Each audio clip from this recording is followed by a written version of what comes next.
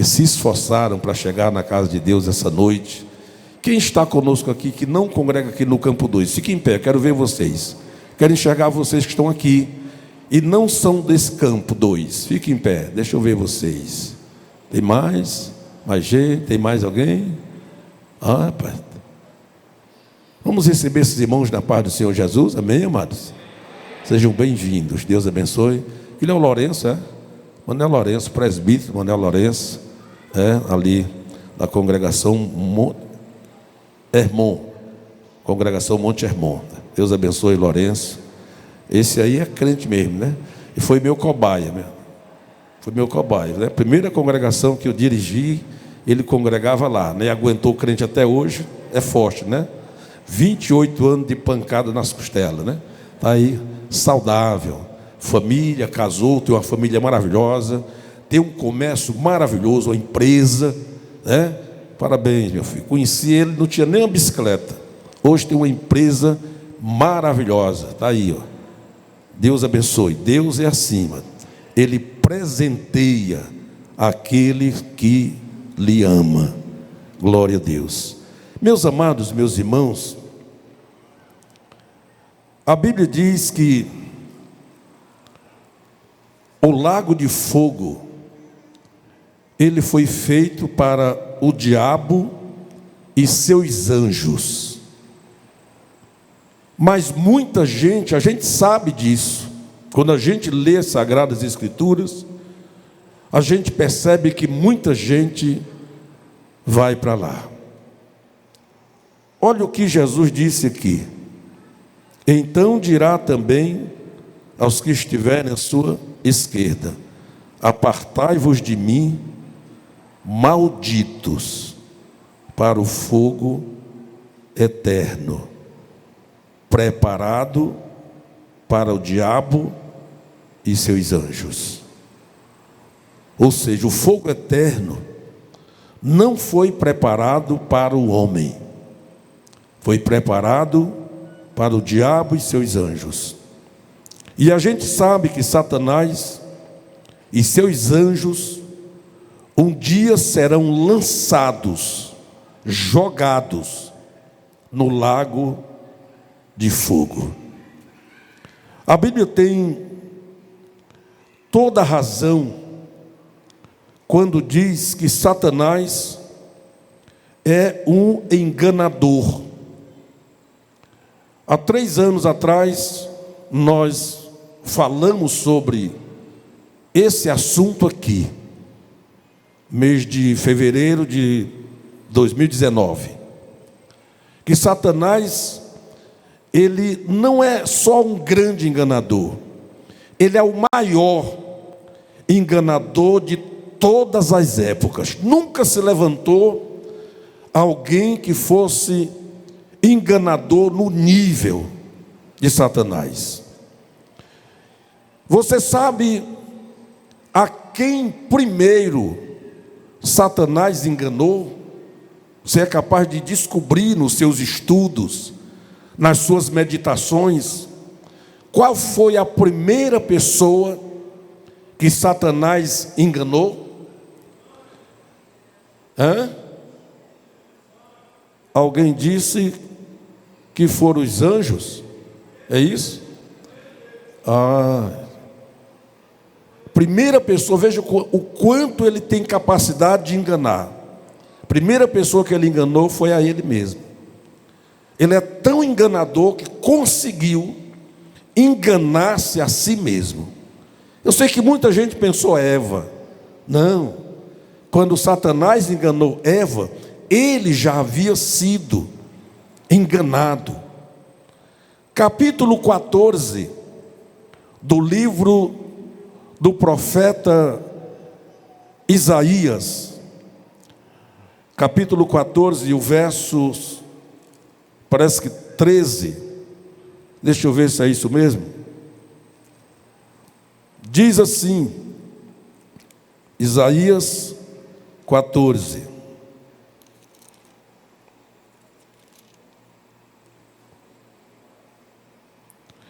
e tu dizias no teu coração: eu subirei ao céu, acima das estrelas de Deus. Exaltarei o meu trono, e no monte da congregação me assentarei da banda dos lados do norte. Subirei acima das mais altas nuvens e serei semelhante ao Altíssimo. Ele acreditou nisso. Ele acreditou nessa coisa que ele falou.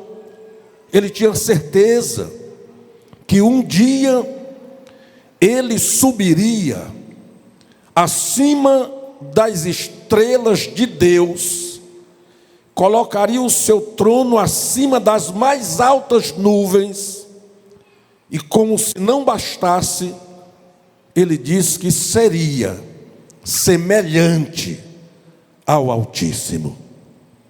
A partir de então, amado, a existência, que eu não digo vida, desse moço, a existência dele foi sempre de queda, de derrotas. A partir desse dia, desse pensamento, dessa revolta, desse engano de si mesmo, dali para frente, ele experimentou muitas quedas, muitas mesmo. Primeiro ele cai moralmente, porque ele era o ser mais belo, o ser mais lindo, o mais respeitado depois de Deus. Não existia ninguém mais belo de toda a criatura de Deus, ninguém era mais belo do que ele. A Bíblia diz que ele era perfeito, havia perfeição nesse ser angelical. Mas, a partir desse engano de si mesmo, ele começou a cair. A sua trajetória, a partir de então, foi de queda. Caiu moralmente, caiu da confiança e da graça do Criador, perdeu a confiança, caiu da graça do Criador e foi lançado de lá dos céus. Ele foi lançado para baixo e deixou de ser quem ele era a partir do dia em que ele se enganou. Como se isso não bastasse, Deus começou a trabalhar num substituto. Agora imagine, ele foi lançado na terra, e certamente a terra virou um caos com a sua queda aqui.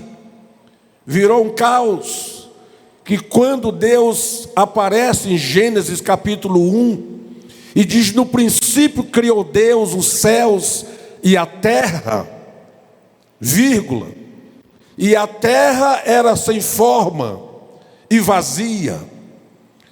A gente sabe, quem estuda as Sagradas Escrituras e busca a presença de Deus, a orientação do Espírito Santo, sabe que há uma distância muito longa de tempo entre o versículo 1 e o versículo 2 de Gênesis. A gente sabe disso. No princípio criou Deus os céus e a terra. Não se sabe quantos milhares de anos se passaram desde que criou Deus os céus e a terra, até que a terra se tornou sem forma e vazia. Porque a Bíblia diz que Deus não criou a terra vazia. Se não criou vazia, ela foi esvaziada depois. Ela ficou sem forma depois. E é daí, amados, que a gente percebe que a queda deste grande ser celestial deixou a terra um caos.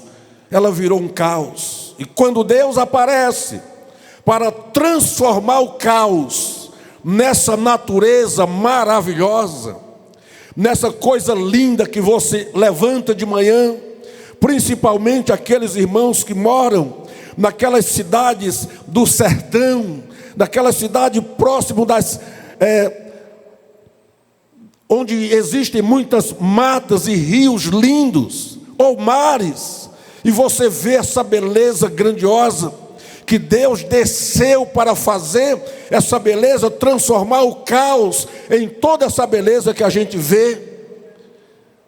Aqui, Deus, depois de criar tudo, de recriar, de organizar as coisas, tudo no lugar, eu creio, com todas as forças do meu ser, que Satanás presenciou, ele viu, sabe, aquela pessoa que ela é expulsa, que ela é jogada para fora, desprezada, e ela fica de bituca assistindo as coisas boas, que ele poderia ter participado e não participou, porque foi desobediente.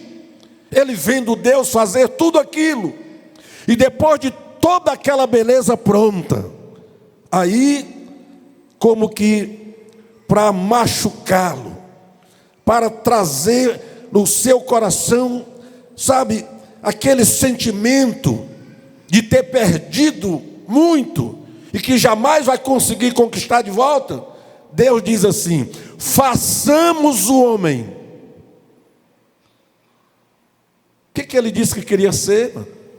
Capítulo 14, verso 13 de Isaías: eu subirei, colocarei o meu trono acima das mais altas nuvens, e eu serei semelhante ao Altíssimo. E Deus pega ele e transforma no que ele é hoje, Satanás. Agora Deus diz assim: façamos o homem conforme a nossa imagem e a nossa semelhança. Você não disse glória a Deus porque não quis. Aleluia. Que inveja, né, mano? Que inveja. Era tudo o que ele queria ser. Era tudo o que ele disse que seria. Deus diz: eu vou fazer o homem. E vou fazer o homem conforme a minha imagem, a minha semelhança. E não é da conta de ninguém. Eu vou fazer o homem, a minha imagem e a minha semelhança.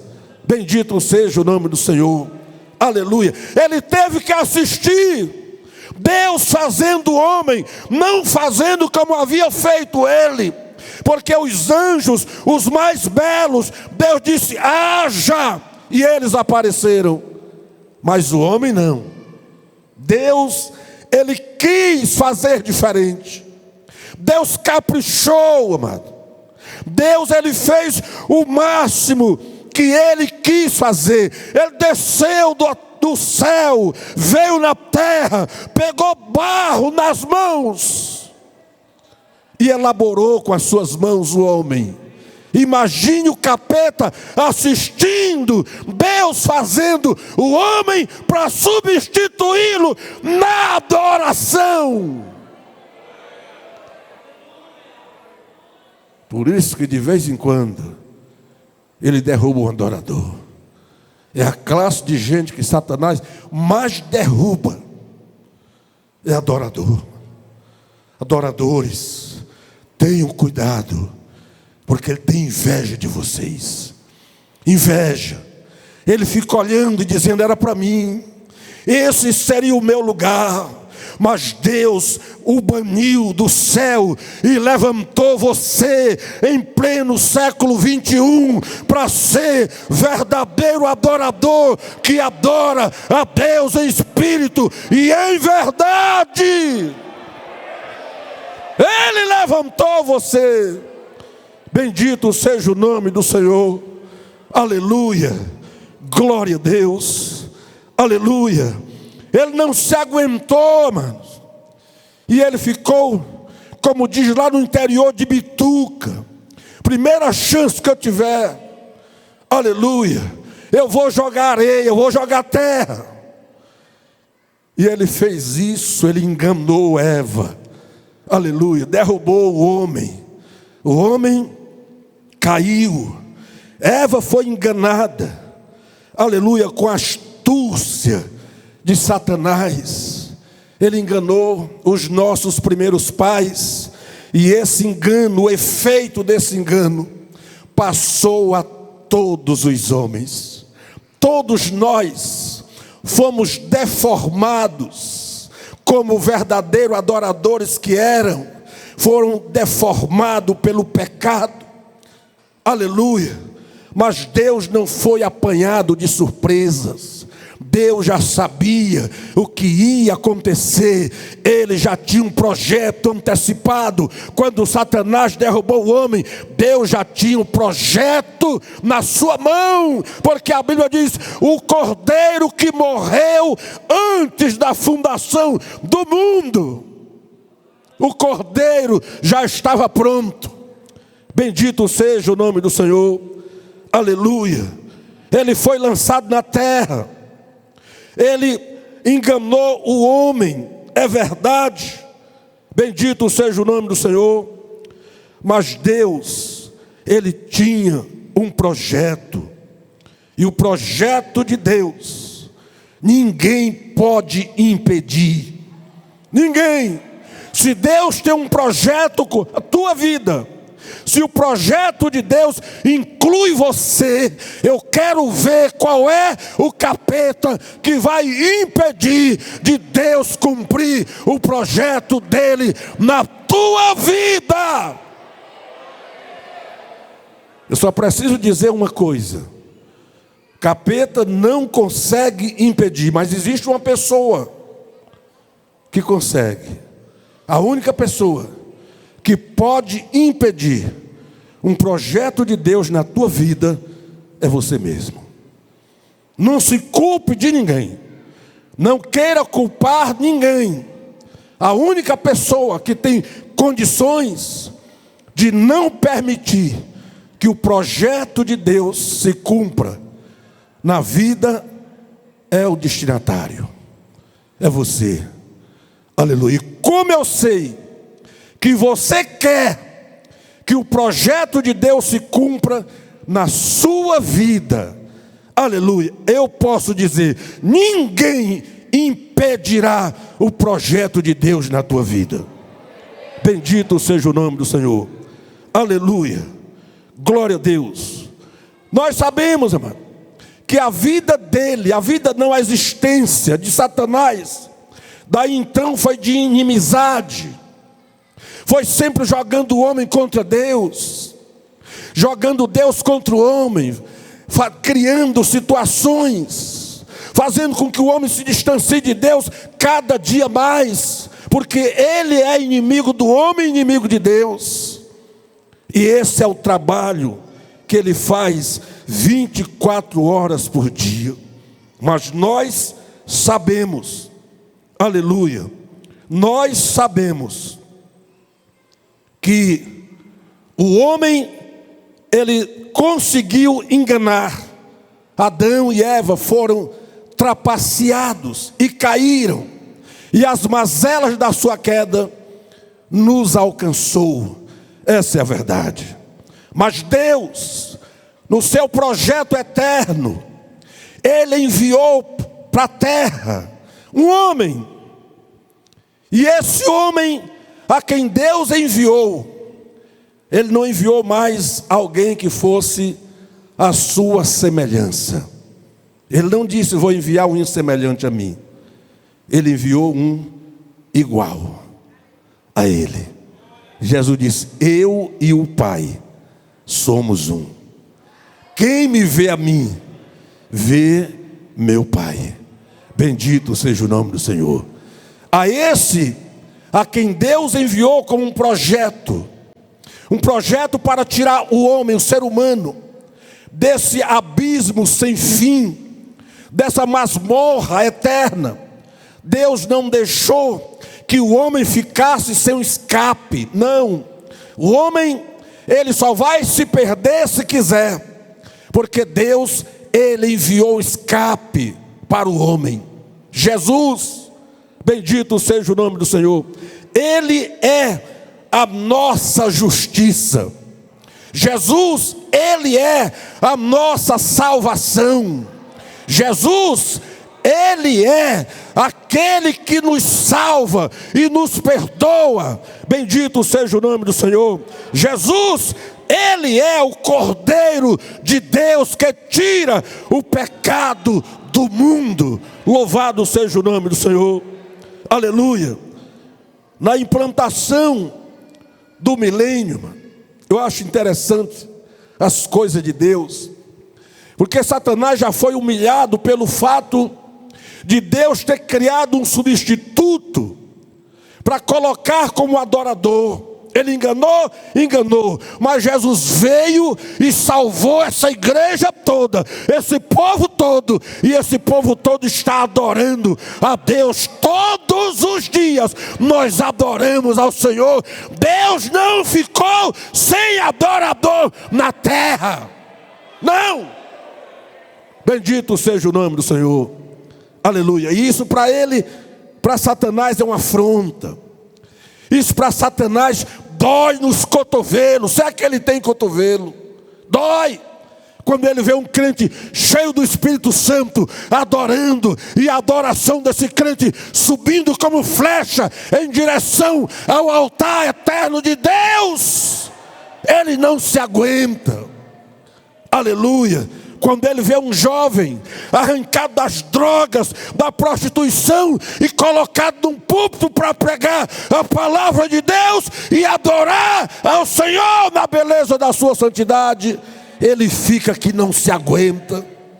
Aleluia. Porque Deus diz: façamos o homem a nossa imagem, conforme a nossa semelhança. E aqui está a semelhança de Deus, adorando a Deus em espírito e em verdade. Aleluia. Mais uma afronta, mano, que ele vai enfrentar, porque ele vai desafiar muito. Ele vai fazer muitas coisas terríveis. E vai fazer com que as pessoas acreditem que Ele é todo poderoso. Mas a Bíblia diz que no início, antes da implantação do milênio, quando ele achar que é tudo, quando ele achar que manda e desmanda, que ele é o dono da terra, é o dono do mundo, a Bíblia diz que Deus vai mandar, sabe quantos anjos, mano? Para pegar ele. Quanto? Só um. Que vergonha, né, mano? Que vergonha. Vai mandar um anjo. Deus tem bilhões de anjos. A Bíblia diz que os carros de Deus, são 20 milhares de milhares. Agora soma isso. Até hoje eu não sei quanto é que dá. Os carros de Deus são 20 milhares de milhares de milhares. Não sei quanto é. Agora imagine os anjos. Aí uma centena para cada carro. Aí Deus vai chamar um anjo só, para envergonhar. É para matar de vergonha. Um anjo só vai descer do céu. Aleluia. Vai pegar aquele infeliz. Vai algemá-lo. Aleluia. Vai colocar algemas na vista de todo mundo. Vai abrir um buraco na terra, assim, ó. Arrancar uma tampa da terra, dar um chute no traseiro dele, empurrar para dentro e trancar, fafiar. Sabe quantos anos? É uma prisãozinha curta, 1000 anos. 1000 anos de prisão. Uma espécie de prisão preventiva. 1000 anos, ele vai ficar jogado lá dentro daquele buraco, e o anjo vai colocar uma tampa e vai selar. Aleluia. Aguenta, Satanás, aguenta. Isso é só para começar. Bendito seja o nome do Senhor, porque o que é dele está guardado. O lago que arde com fogo e enxofre não foi feito para você, não foi feito para você. O lago que arde com fogo e enxofre foi feito para o capeta. Agora, quem desobedecer a Deus é amigo do capeta. E os amigos dormem juntos. Né, amados? Os amigos andam juntos, celebram juntos. E não tem como você ser amigo de Deus e amigo do mundo.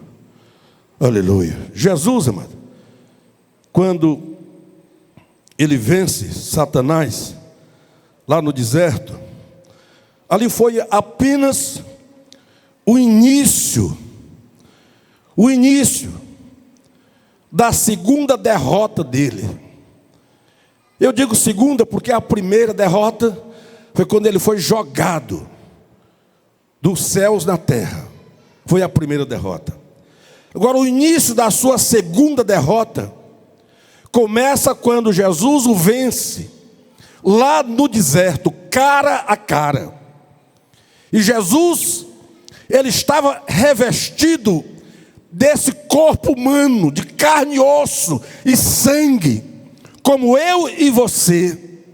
Aleluia. Sabe o que ele tinha? Sabe o que Jesus tinha para enfrentá-lo naquele deserto? Ele tinha a presença daquele que desceu sobre ele na hora do batismo. O Espírito Santo, ele desceu sobre Jesus e ele não saiu, ele permaneceu, porque ele disse lá na Galileia: o Espírito do Senhor Jeová está sobre mim. E esse Espírito que o levou ao deserto com um propósito. Qual o propósito? Ser tentado pelo diabo. O Espírito o levou para isso, para ser tentado pelo diabo. Foram 40 dias de tentação intensa que Jesus sofreu naquele deserto terrível.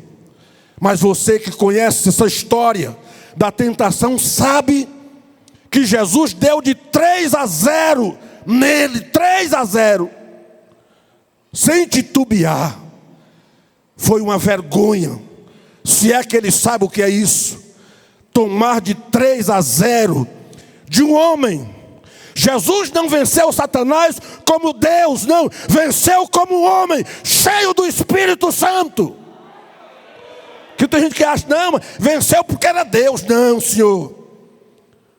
Deus não sente fome. E a Bíblia diz que depois de 40 dias, Jesus sentiu fome.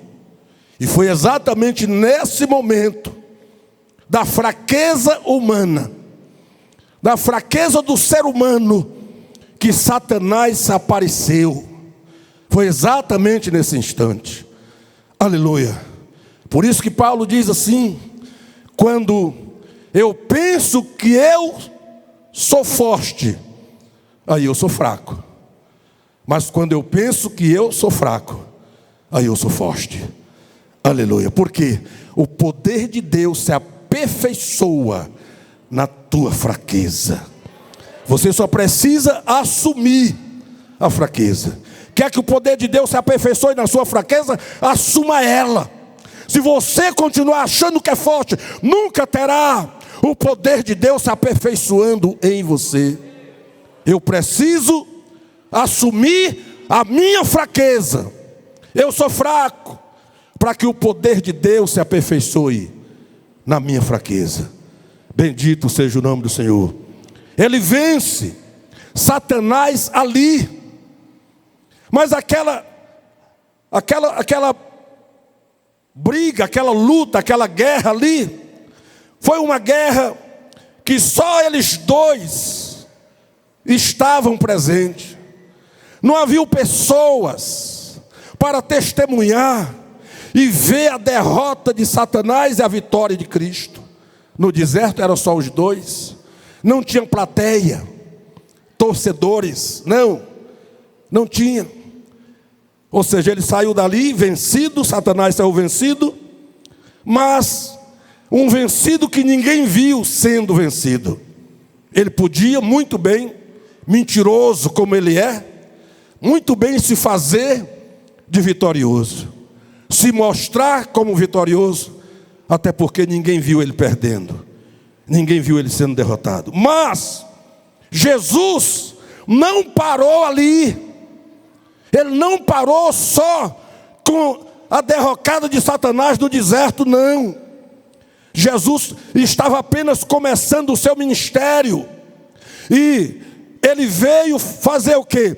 Veio libertar os cativos, não foi isso? Ele veio libertar aqueles que estavam sendo oprimidos. E como eu posso libertar um oprimido sem antes amarrar o opressor? Primeiro eu preciso vencer o opressor, para depois libertar os oprimidos. Senão, como eu vou libertar o oprimido se o opressor dos oprimidos está solto, está aí sem ser vencido? Eu vou encontrar uma dificuldade, um problema. É preciso que primeiro, se você quer libertar alguém num cativeiro, você já assistiu, pelo menos pela televisão, a polícia libertando pessoas que foram sequestradas? O que eles fazem primeiro? Primeiro prende os sequestradores, prende eles, algema, coloca no camburão, depois vai lá e liberta aquele que está oprimido, foi sequestrado. Jesus não fez diferente, ele fez a mesma coisa, até porque ele mesmo disse que ninguém pode entrar na casa do valente e saquear a casa dele sem antes amarrar o valente. Primeiro amarra o valente, depois entra na casa dele. A casa do valente, nesse caso, era o mundo. A Bíblia diz: o mundo jaz no maligno. E Jesus, para tirar as presas de Satanás do mundo, arrancá-las de suas garras, primeiro tinha que vencê-lo. Ele venceu. E daí em diante, mano, a sua trajetória, a trajetória de Satanás continuou sendo de derrotas. Porque de vez em quando Jesus encontrava literalmente alguém oprimida, cheia de demônios, e Jesus chegava e libertava aquela pessoa. Aquilo ali, mano, fazendo aquilo no campo dele, era demais para ele assistir, mano. Ele teve que assistir Jesus libertando pessoas assim, ao vivo e a cores. Ele ficava só olhando, sem poder fazer nada, porque ele já tinha sido derrotado por Jesus. Bendito seja o nome do Senhor. Aleluia. Lembra do jovem que caía no fogo, caía na água querendo morrer? Não era o jovem que queria morrer, era Satanás que queria matá-lo. Aleluia. Mas isso só durou até quando o pai do menino encontrou Jesus. Porque às vezes discípulo é pouco para resolver alguns problemas, que os discípulos de Jesus não conseguiram resolver o problema daquele pai com aquele filho epilético, endemoniado. Mas quando Jesus chega, aleluia, e vê aquele alvoroço, todo mundo mangando, zombando dos discípulos. Imagine, mano, a cena. Jesus passou a noite no monte, transfigurou-se diante de Pedro, João e Tiago.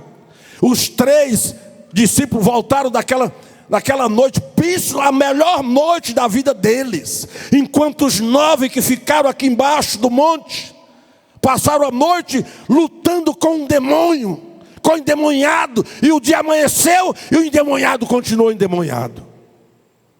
A vergonha dessas pessoas, desses discípulos, a multidão mangando, zombando dele. Quando Jesus chega, está aquele furdunço, como dizia meu pai. Sei nem o que é furdunço, mas meu pai dizia: que furdunço é esse aí? É moleque, o carro tudo. Jesus chega e diz: o que está acontecendo aí? O que é isso? Aí um pai sai do meio da multidão, chorando: Senhor, o meu filho, ele se joga no fogo, ele se joga na água. E eu trouxe ele para os teus discípulos e eles não puderam fazer nada. Mas se tu podes, Senhor, faz alguma coisa. Bendito seja o nome do Senhor. Jesus disse assim para ele: se tu podes crer, tudo é possível ao que crê. Aí ele disse: eu creio, Senhor. Depois ele pensa assim, diz: Senhor, mas ajuda na minha incredulidade. Aleluia. Ele assumiu, mano, que acreditava, porém tinha fraquezas. Ajuda na minha incredulidade. Jesus, cadê o menino? Está aqui. Jesus chega para aquele menino e só ordena o capeta para sair. Aleluia. O espírito imundo sai dele. O menino cai. Pensaram que o menino tinha morrido. Caiu o menino sem fôlego. Jesus pega o menino, levanta o menino e entrega o menino saudável para o pai. Agora imagine o capeta, como é que ele ficou, vendo Jesus entrando na sua seara, entrando no seu campo de ação e libertando as almas. Bendito seja o nome do Senhor. Libertando o oprimido. Lembra da coitada daquela mulher que assistiu o culto 18 anos. Não é o tempo de culto, mano, que resolve. O que resolve é se Jesus estiver no culto. Se Jesus não estiver no culto, o culto pode durar a noite toda. 24 horas de culto sem Jesus é só balela. É só balela. Coitada dela, 18 anos assistindo culto na sinagoga. Os melhores pregadores estavam lá pregando. Estavam lá, mano, os melhores da época. Estava lá Nicodemos, estava lá pregando todo sábado. O sumo sacerdote Caifás, Anás, estavam lá pregando, tudo sábio. Pregavam com a sabedoria, uma teologia invejável. Mas a coitada da mulher estava lá, encurvada, lá no canto da sinagoga, no canto da igreja. 18 anos, assistindo um culto, mais outro culto, e mais outro culto. Nada acontecia. Mas um dia Jesus chegou no culto. E quando Jesus chega no culto, o culto muda. O culto é outro. Quando Jesus chega no culto, o culto já tinha começado. Aí Jesus entra no culto. Bendito seja o nome do Senhor. Jesus tem a oportunidade. Porque eles gostavam, ofereciam para Jesus falar. Porque eles queriam apanhar Jesus em alguma contradição, algum erro. Entregaram para Jesus a palavra. Era um dia de sábado. Eles só se reuniam nos sábados. Eram os judeus. Todo sábado estavam na sinagoga. Todo sábado. Os outros dias, podia pecar à vontade. Ficar à vontade. Sábado, vamos para a sinagoga. Mas naquele dia, naquele sábado, naquele culto, que parecia um culto fúnebre, Jesus entrou. Aleluia.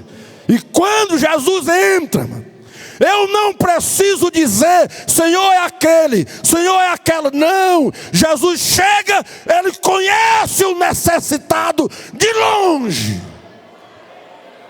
Ele enxerga de longe o necessitado. Ele sente cheiro de necessitado. Aleluia. E o crente salvo também devia sentir cheiro de necessitado.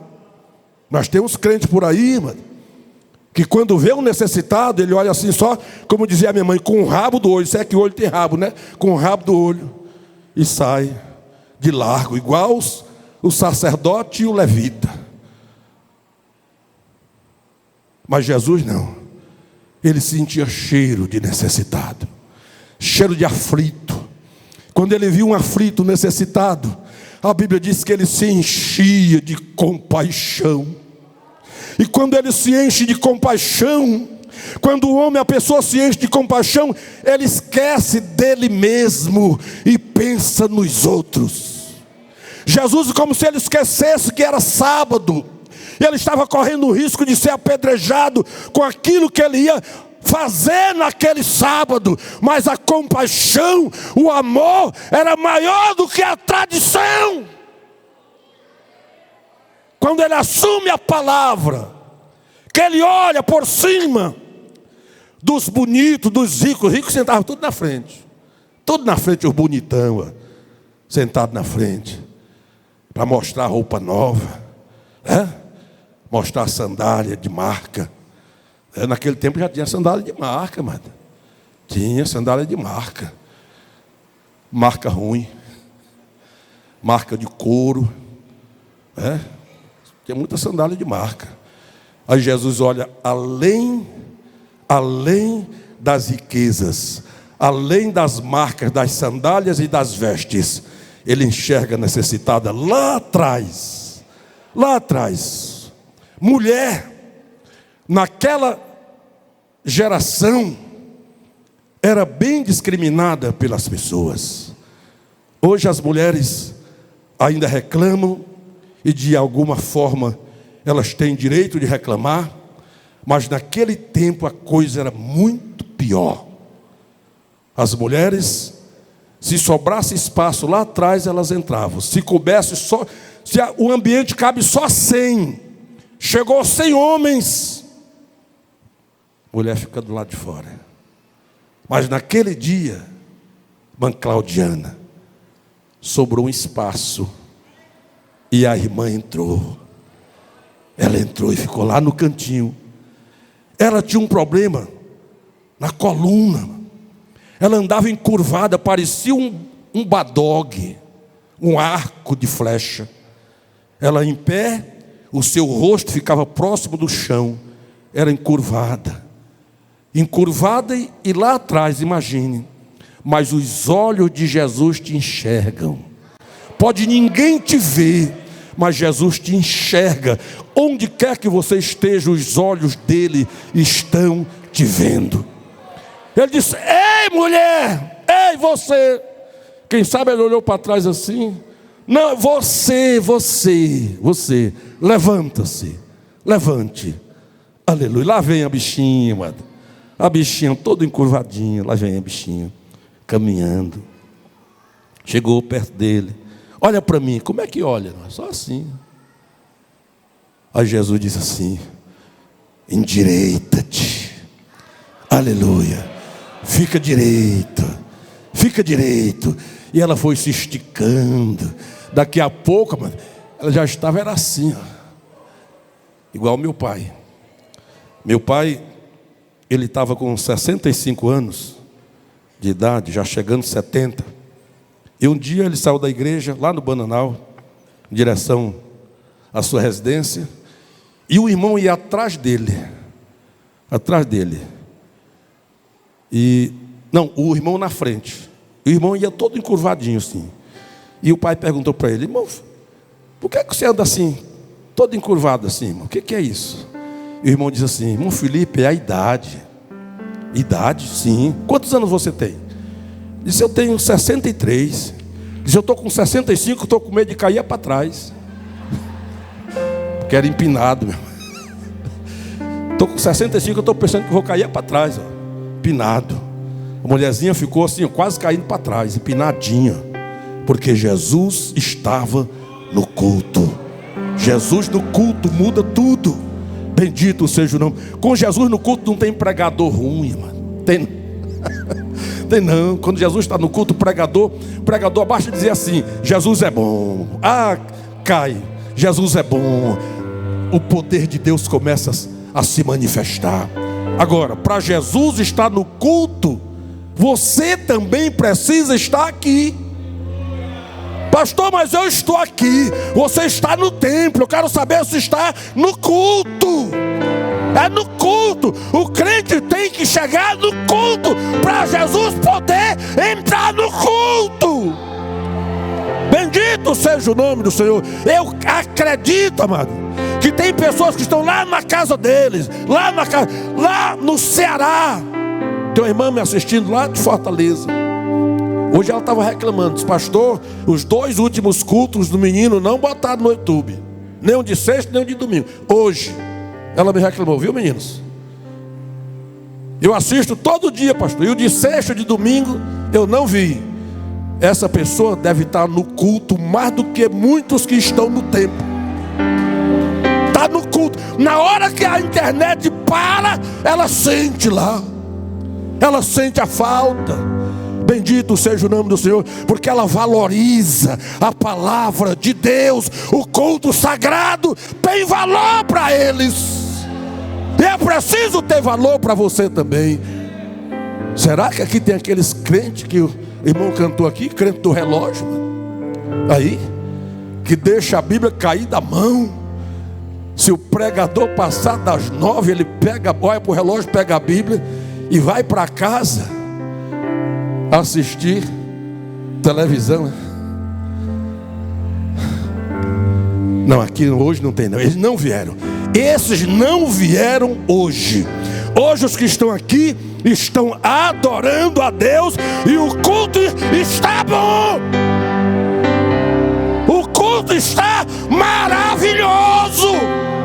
Porque tem crente adorador. E aonde tem crente que adora, o culto é bom. Aleluia. Aí alguém diz: Senhor, não pode curar no sábado. O Senhor está trabalhando no sábado. Eu disse assim: infeliz, se um boi de vocês cair num buraco no sábado, vocês tiram o boi no sábado ou deixa para tirar só no domingo? A gente tira o boi. E eu não ia também desprender essa filha de Abraão que Satanás havia escravizado há 18 anos. Ninguém disse para Jesus o tempo de amargura daquela mulher. Assim como você não precisa dizer, Ele sabe o tempo da tua amargura. E ela só vai durar até Jesus dizer basta. Quando Ele disser basta, a tua amargura passa, ela vai embora, porque as palavras dele, até o capeta obedece. Obedece por obrigação. O crente obedece a Deus por obediência. Satanás obedece por obrigação. Aleluia, aleluia. Eu acho lindo. Jesus queria mostrar. Vou encerrar, amado. Viu, crente do relógio? Estou para encerrar. Jesus queria mostrar que essa liberdade, essa salvação, não era só para aquele povo, era também para mim, era também para nós. Naquele tempo, se você nasce naquele tempo, tadinho de você. Gentil tinha direito de olhar só de longe, de longe. Mas Jesus queria mostrar que Ele veio também para você. Para você. Naquele dia que Jesus, Ele se mostra insensível aos gritos de uma mulher que gritava atrás dele. A mulher gritando: Jesus, tem misericórdia de mim, tem misericórdia. Ele não, nem ligava. Por quê? Ele queria que os discípulos que eram judeus, eles abrissem a porta. Eles abrissem a porta para aquela mulher. Jesus sabia que a mulher era estrangeira. Talvez os judeus nem sabiam, os discípulos, mas Jesus sabia, é uma estrangeira. Vem gritando: eu vou ficar quieto, vou deixar eles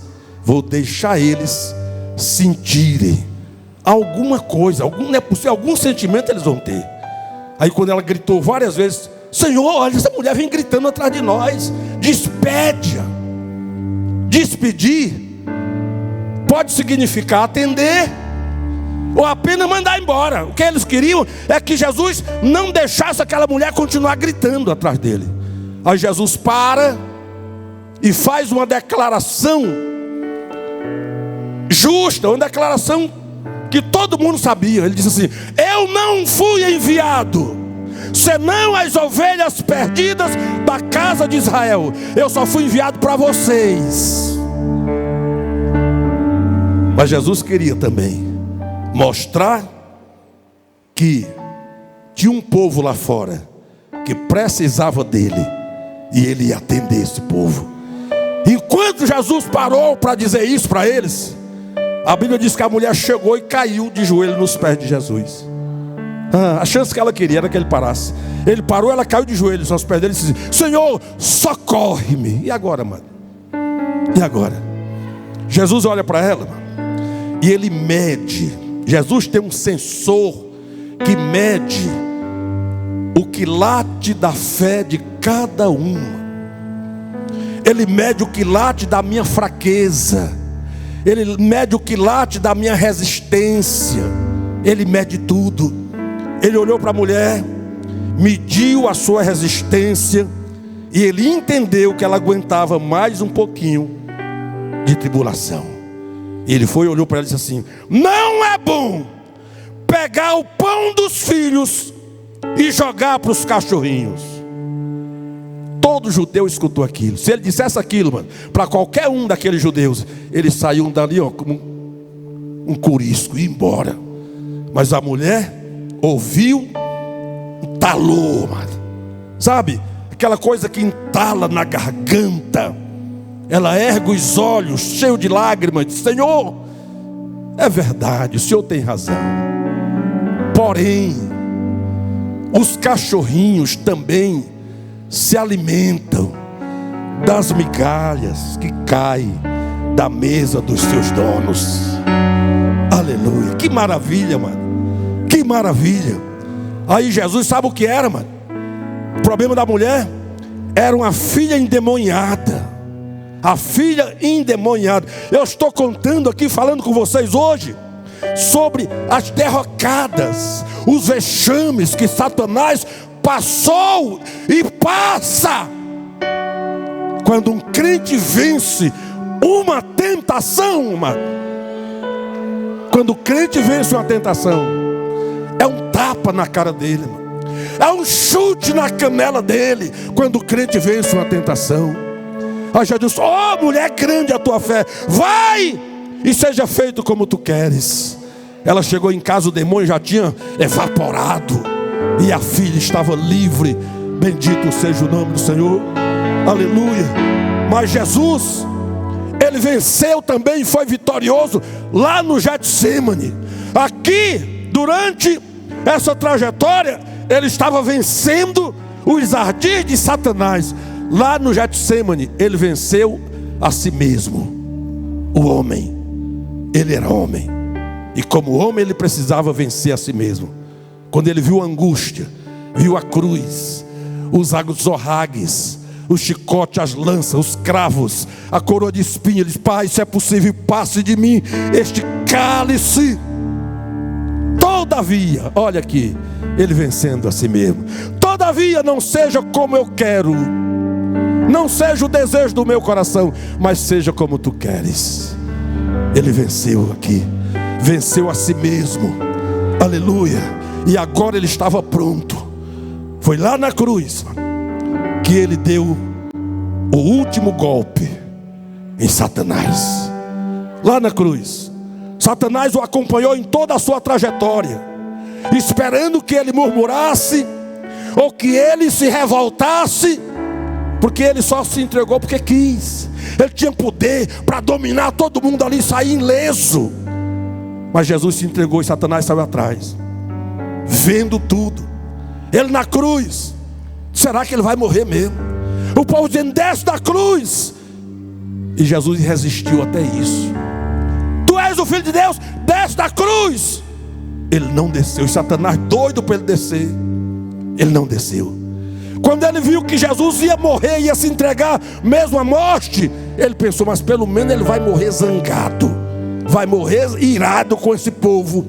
Aí Jesus se esforça, diz: Pai, perdoa-lhes, eles não sabem o que fazem. Morreu irado nada. Perdoa-lhes, eles não sabem o que fazem. Aleluia. Jesus estava alegre, porque estava nos dando o direito de salvação. Fique em pé, fique em pé. Jesus estava alegre, aleluia, para mostrar que ele estava alegre. Não rejeitava ninguém. Ele perdoa um ladrão que estava do seu lado. Perdoa e salva o ladrão e diz: hoje tu estarás comigo no paraíso. Bendito seja o nome do Senhor, aleluia.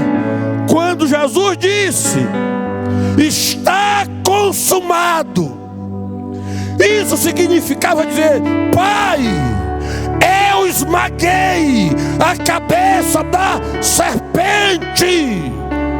Eu esmaguei, está esmagada a cabeça da serpente. Bendito seja o nome do Senhor. Jesus é vitorioso. E se Ele é vitorioso, eu e você também somos vitoriosos.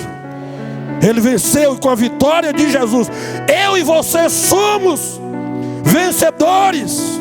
Agora, nenhuma condenação há. Ninguém pode apontar o dedo para você. Ninguém pode apontar o dedo para você, porque você está em Cristo. Você está em Cristo. Você é vencedor. E os vencedores, eles glorificam a Deus, porque sabem que foram libertos do pecado e da morte. E a Bíblia diz, lá em Romanos 8, agora, não é amanhã, nem ontem, é agora. Já não há nenhuma condenação para quem está em Cristo Jesus. Vem cá, meu filho, tu canta aqui. Nenhuma condenação há para quem está em ti, Jesus.